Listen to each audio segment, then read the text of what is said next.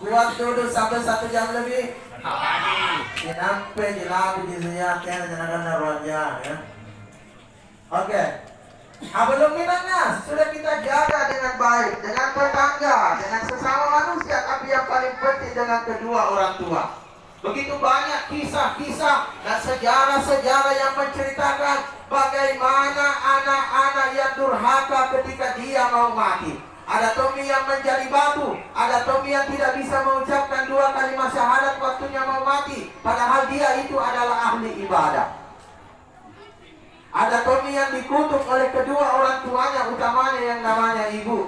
Jadi bagaimanapun bagusnya hubungan kita dengan sesama manusia, bagaimanapun bagusnya hubungan kita kepada Allah, tetapi jangan lupakan yang satu ini, yaitu menjaga hubungan baik kita dengan kedua orang tua kita.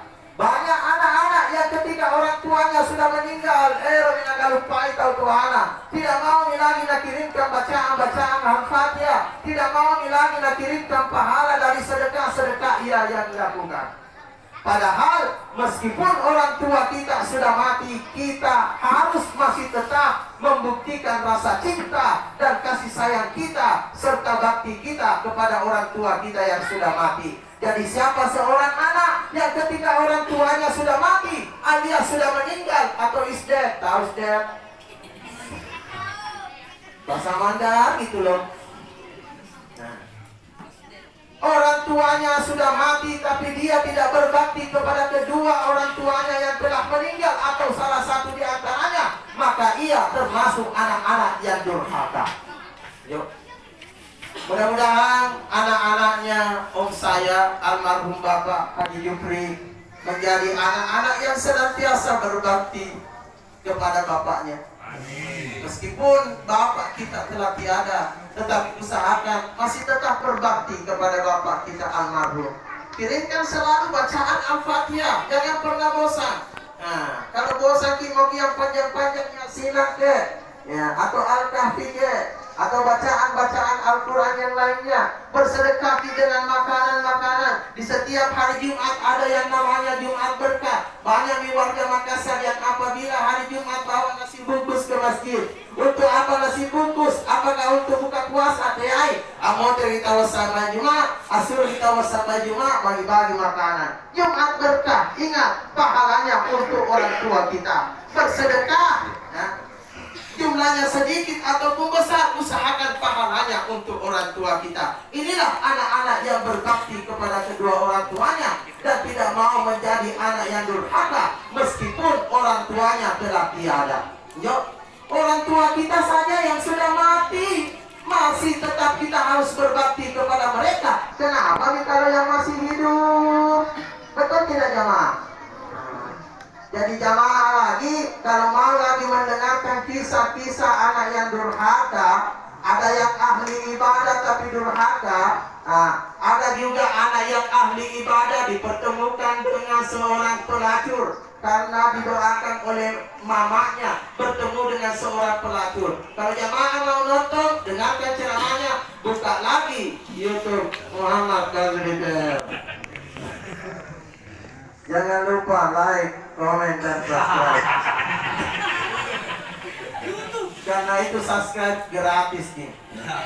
Jadi biar 15 channel kita subscribe dalam 1 hari kan gratis Ji. Apalagi kalau Ustaz Batu digodong. Amin. Jalan atas yang insya Allah dirahmati Allah Subhanahu wa ta'ala. Ada seorang ahli ibadah yang bernama Al-Qamah. Ibadahnya, salatnya luar biasa, puasanya luar biasa, sedekahnya luar biasa, kebaikannya dengan tetangganya begitu bagus. Tapi ketika mau mati, dia tidak bisa mengucapkan 2 kalimat syahadat. Yang bisiki siapa? Sahabat-sahabat Rasulullah yang bisiki. Bahkan Rasulullah sendiri bisiki Al-Qamah dengan ucapan La ilaha illallah Muhammadar Rasulullah. Kenapa Rasulullah yang membisikinya? Kenapa sahabat-sahabat yang membisikinya? Karena Al-Qamah ini termasuk sahabat yang paling istimewa di hadapan Rasulullah. Tapi lagi di tengah mati, dibisiki dengan 2 kalimat syahadat tidak mampu ia ucapkan. Ada di faktor. Apa yang menyebabkannya? Akhirnya Rasulullah bertanya kepada sahabat-sahabat, sahabat-sahabatku, kok Alqamah bisa seperti itu sih? Emang kenapa sih? Tak bisa lah mengucapkan dua kalimat syahadat itu. Ada apa nih ya? Mohon maaf ya ma, karena Ustaz Basri lagi nonton Upin dan Ipin. Jadi kecanduan ini juga masalahnya. Kenapa itu Alqamah? Wahai sahabat-sahabatku, kita sudah capek mendisiplinnya kalimat syahadat, dia tidak mampu mengucapkannya. Akhirnya Rasulullah bertanya, sahabat-sahabat, apakah orang tuanya Alqamah ini masih hidup? Masih hidup ya Rasulullah. Betulkah? Betul lah ya Rasulullah. Betul, betul. Kalau begitu, mamanya masih hidup, panggil mamanya ke sini.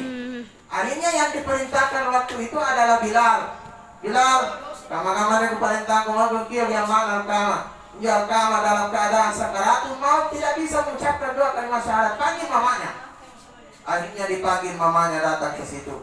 Singkat cerita ditanya oleh Rasulullah, Bu, betulkah Alqamah ini adalah anaknya? Iya, anakku ya Rasulullah. Apakah Alqamah pernah melakukan kesalahan selama hidupnya kepada ibu? Iya Rasulullah, betul.